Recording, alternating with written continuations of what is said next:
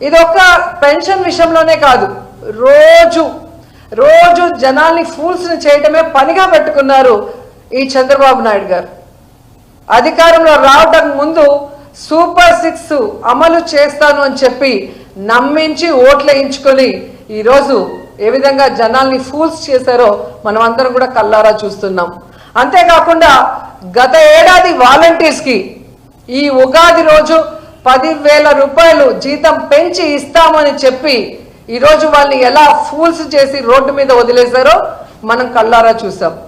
అలాగే ప్రతి ఇంట్లో ఎంతమంది మహిళలు ఉంటే అంతమందికి 1,500 రూపాయలు ఇస్తామని చెప్పి ప్రామిస్ చేసి నమ్మించి ఈరోజు వాళ్ళందరినీ ఎలా ఫూల్స్ చేశారో మనం అందరం కల్లారా చూస్తున్నాం.